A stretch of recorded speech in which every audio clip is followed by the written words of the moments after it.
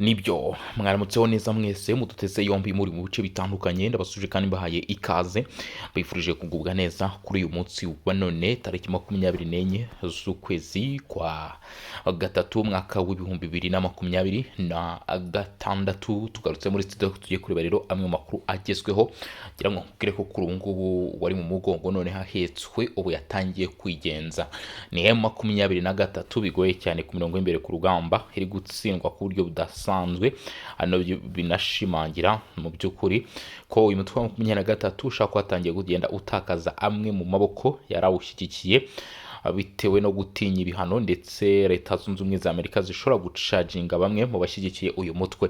Turaza kubigarukaho kandi muri amakuru turaza kunyarukira mu bice biri kuberamo imirwano bitero by'igisirikare cya leta ya Kongo ku barwanya umutwe twaje intwara 23 birakomeje ni mu gihe ibyo bagabwa biri kuburizwamo nkaho bitabaye.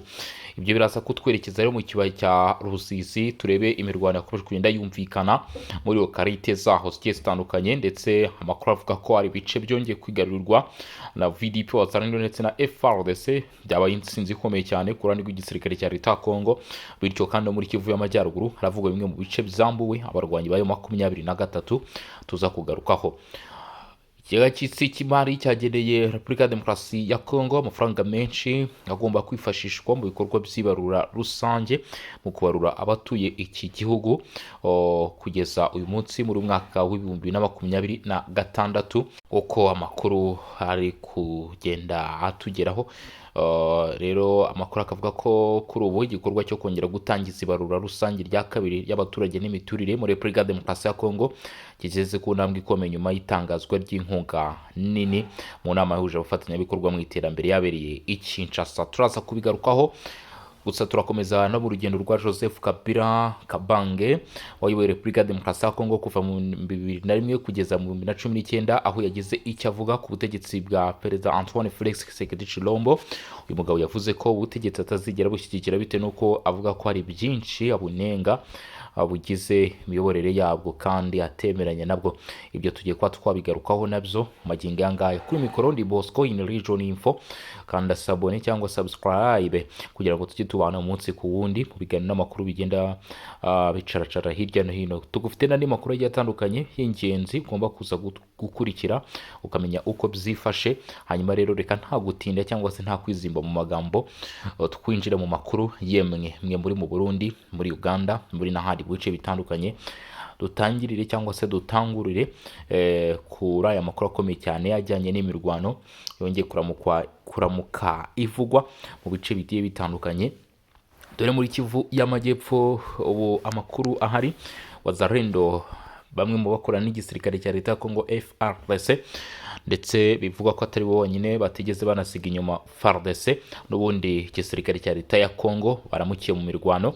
Ariko iyi mirwano ikaba yari mu masaha y'isa 11 n'igice zishyira mu minota 45 nk'uko abaturage batuye muri bice batangiye kubivuga ubwo bumvaga amasasu abari hafi mu bice bya Sange ndetse n'ahandi usatira umujyi wa Uvira bavuga ko amasasu aremereye y'intwaro ziremereye ndetse n'izoroheje kandi nanone byakomeje kumvikana muri ibi bice.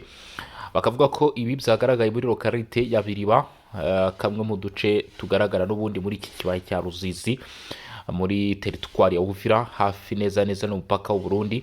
Ahangaha ngo rero hakaba hari inyeshyamba z'umutwe wa 23 izi nyeshyamba rero ngo zikaba zari mu bashinjwa no kugambira guhungabanya umutekano ku kibuga cy'indege cyitiriwe Michel Ndadaye cyangwa se Michael Ndadaye i Burundi. Abangaba bitewe nuko bari bateje mu by'ukuri ikibazo kuko bari bashaka no kurekeza mu mujyi wa Uvira baramutse bagabwaho ibitero bikomeye cyane ahari ibirindiro byabo ahanga nyine muri lokalite ya Biriba. Nyuma yo kugabwaho ibitero bikomeye cyane kandi bikomatanyije bikaba byabahatiye gusubira inyuma ndetse bamburwa aka gace. Nyuma ya Kabunambo ni intsinzi ikomeye cyane tombe lokalite ya Biriba ku ruhande rw'igisirikare cya leta ya Kongo ndetse yikwalisi yose mu rusange aho baramutse bishimira intsinzi wongeye kwegukana muri ibi bice byo muri teritwari teritwari ya Uvira neza neza hafi n'umupaka w'u Burundi.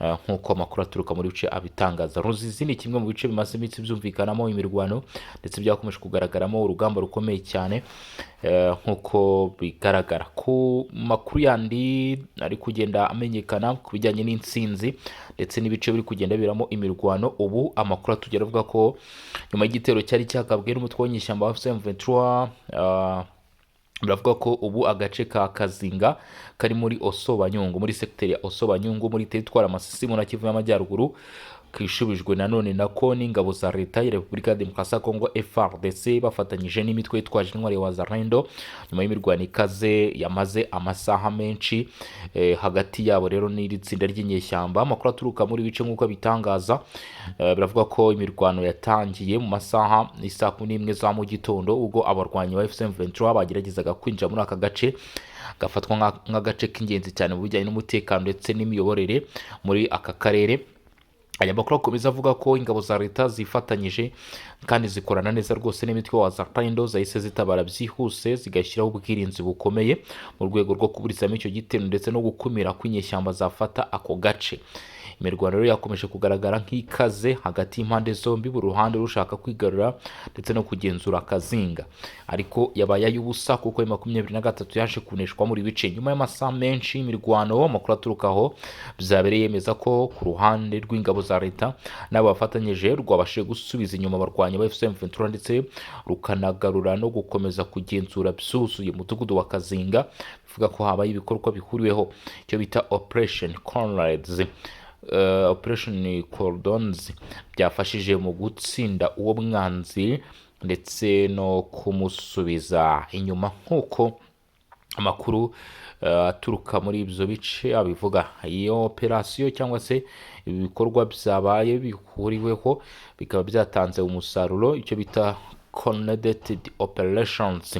Nubwo bimeze bityo umutekano muri aka gace uracyari muke kuko ibikorwa by'urugobo n'imirwano bikomeje kugaragara mu bice bitandukanye bya teritwari ya Masisi. Abayobozi b'inzego zibanze n'abaturage bakomeje gukurikiranira hafi uko ibintu bihagaze mu gihe ari impungenge z'uko imirwano ishobora kongera kubura cyangwa se kwaduka mu bice na bimwe Isirayeli yose. Iyi mirwano mishya yongeye kugaragaza ko umutekano muri Kivu y'Amajyaruguru ugifite ibibazo bikomeye, aho imitwe yitwaje intwaro ikomeje kugenda igaba ibitero bitunguranye bikagira ingaruka zikomeye ku baturage zirimo guhunga, kubura umutekano ndetse n'ihungabana ry'ubuzima bwabo bwa buri munsi. Abasesenguzi mu by'umutekano bavuga ko hakeneye ingamba zihamye kandi zirambye zirimo ibiganiro bya politike n'imbaraga za gisirikare zifite intego ihuriweho kugira ngo haboneke amahoro arambye muri aka karere kamaze igihe karazahajwe n'intambara z'urudaca, nk'uko amakuru aturuka muri bice abigaragaza. Dukomeje n'amakuru akomeje kugenda amenyekana. Joseph Kabila Kabange wabaye perezida wa Repubulika ya Demokarasi ya Kongo asimbuye se Desire Kabila wari umaze kwicwa kuva mu 2001 kugeza mu 2019, yagaragaje ko adashyigikiye ubutegetsi bwa Perezida Felix Tshisekedi, ko ubutegetsi bugomba gukorwaho ko aricyo ashyigikiye kubera ko ngo ibyo bukora binyuranyije n'amategeko. Ubutumwa yabutangiye mu kiganiro yagiranye n'umunyamakuru bita Habati wa La Libre de Belgique tariki 20 Werurwe, cyabereye mu rugo rwe ruherereye mu mujyi wa Goma mu ntara ya Kivu y'Amajyaruguru. Kabila ari mu burasirazuba bwa Repubulika ya Demokarasi ya Kongo kuva muri Gicurasi 2025. Ubutegetsi bw'iki gihugu bwabishingiyeho bumushinja gukorana n'ihuriro M23 rigenzura umujyi wa Goma no guhungabanya umutekano w'igihugu, bamukatira igihano cy'urupfu adahari. Abajijwe ku mpamvu ari Goma, Kabila yagize ati Igoma ni mu rugo nkwakiriye mu nzu naguze mu 1999. Ibitero bidatuza kuri nge ubwanjye no ku muryango wanjye wa politike byatangiye muri 2019 mbere y'amavuko ya M23. Nekeza ko mfite uburenganzira bwo gukorana no kuvugana n'abanyekongo bose ngamije kubanisha abaturage no kugira ku mahoro. Tariki 11 Werurwe 2026 ingabo za leta ya Repubulika ya Demokarasi ya Kongo zagabye igitero cya drone mu mujyi wa Goma cyari kigamije kwica Kabila n'abayobozi bakuru muri M23 barimo Colonel Nanga, Bertrand Bizimwa, Freddy Kaniki ndetse na General Major Sultan Makenga. Kabila yagaragaje ko uretse guhigwa na leta ya Repubulika ya Demokarasi ya Kongo, ingabo zayo zikomeje ngo kugaragara mu bikorwa by'abasivile, ahanenga ibikorwa by'ingabo za leta ya Kongo kuko byinshi muri ibyo bikorwa byibasira batuye mu bice byo mu burasirazuba bw'igihugu nka Masisi muri komine ya Minembwe ndetse no muri Kivu y'Amajyepfo muri komine ya Minembwe, aho ngo bifashisha intwaro zirimo na drone mu gukora bene ibyo bikorwa. Umunyapolitike yatangaje ko ubutegetsi bwa Tshisekedi butigeze bwubahiriza amategeko ku buryo ubu bushaka guhindura itegeko nshinga kugira ngo burenze manda ebyiri, aho yagaragaje ko iki cyemezo ari kibi cyane ku gihugu, gishobora guteza akavuyo n'akajagari ku rugero rutigeze rubaho. Ati narabivuze muri Gicurasi mu mwaka ushize, tugomba guhagarika ubu butegetsi bw'igitugu bwigiyeho. Kugira ngo tubigereho tugomba guhuza imbaraga tugakora ubukangurambaga mu banyekongo bose, baba abari mu buhungiro cyangwa imbere mu gihugu. Ayo ni amagambo ya Joseph Kabila yaje gutungurana rero, yumvikana ko agambiriye gukuraho ubutegetsi bwa mugenzi we kugeza umunsi wamaze kumushyiraho igihano cy'urupfu. Biraza kugorana. Reka dukomeze rero. Ibarura rusange ry'abaturage n'imiturire muri Repubulika ya Demokarasi ya Kongo byongeye gusubukurwa nyuma y'uko banki y'isi itangaje ko yageneye iki gihugu inkunga ya miliyoni 100 z'amadolari y'Amerika mu gushyigikira ibyo bikorwa. Igikorwa cyo kongera gutangiza ibarura rusange rya kabiri ry'abaturage n'imiturire muri Repubulika ya Demokarasi ya Kongo kirakomeje, aho kigeze ku ntambwe ikomeye nyuma y'itangazwa ry'inkunga nini mu nama yahuje abafatanyabikorwa mu iterambere yabereye i Kinshasa kuwa mbere tariki 23 Werurwe. Banki y'isi yatangaje ko izatanga miliyoni 100 z'amadolari y'Amerika, harimo na miliyoni 75 zinyenewe by'umwihariko ibikorwa by'ibarura. Iyi nkunga yashimwe cyane na leta ya Kongo n'abafatanyabikorwa bayo, aho bayifata nk'intambwe ikomeye izafasha kuvugura uburyo bwo gukusanya no gutunganya imibare y'abaturage. Inkunga ikomeye ku gikorwa cyari kimaze imyaka 42 gitegerejwe. Nyuma y'imyaka 42 ishize habaye ibarura rya mbere, aho bita Joseph Kabila ashobora kuba yishyize mu byago bikomeye cyane.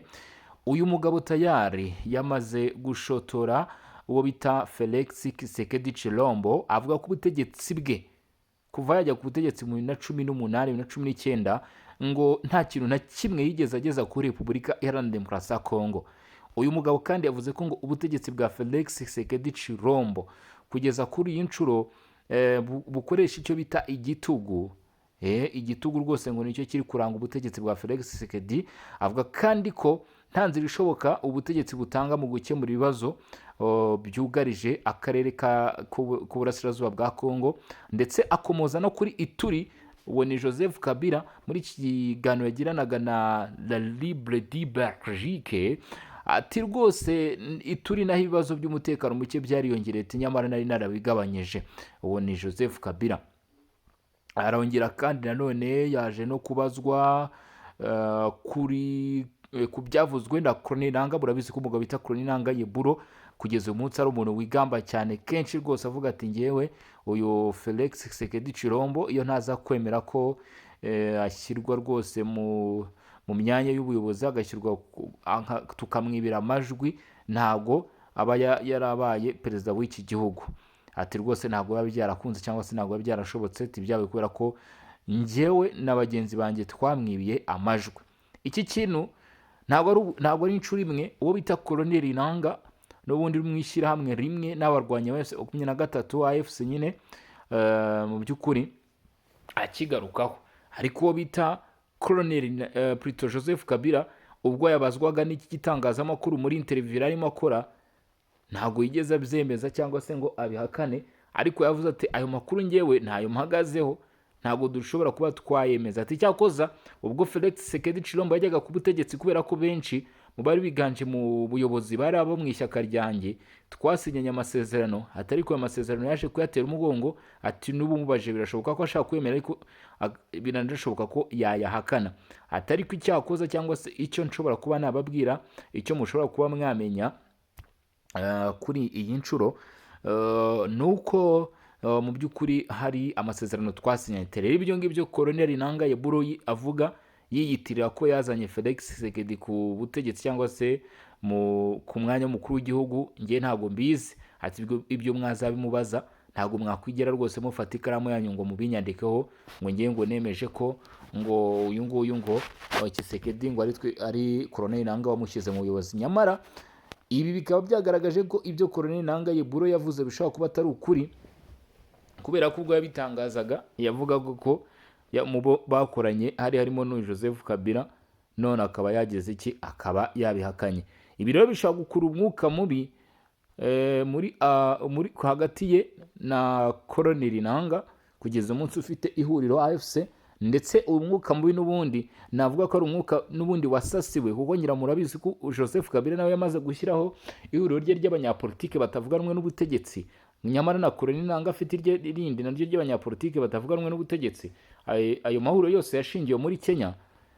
Ibyo rero bikaza kuza kugaragaza uguhangana kugenda kubaho mu gihe noneho habaho no kugenda bavuguruzanya mu byo bavuze, bigaragaza ihangana ndetse no kuba mu by'ukuri uyu mutwe ushobora kuba urimo uragenda rwose n'uruva gusenya. Ikindi kintu ugomba kuba wamenya, uyu Joseph Kabila ku magambo yavuze ku mukuru w'igihugu Felix Tshisekedi, ku byo yavuze nanone ku Bubiligi, kuko yagarutse ku Bubiligi avuga ko nta gisubizo ari kubona ku Bubiligi, ndetse avuga ko Bubiligi bukwiye kwisubiraho, ndetse ibi ngibi rwose nanone urumva si byiza kuri we, ariko ntabwo mu by'ukuri uyu mukuru w'igihugu Felix Tshisekedi aratanga igisubizo ku byo Joseph Kabila yavuze.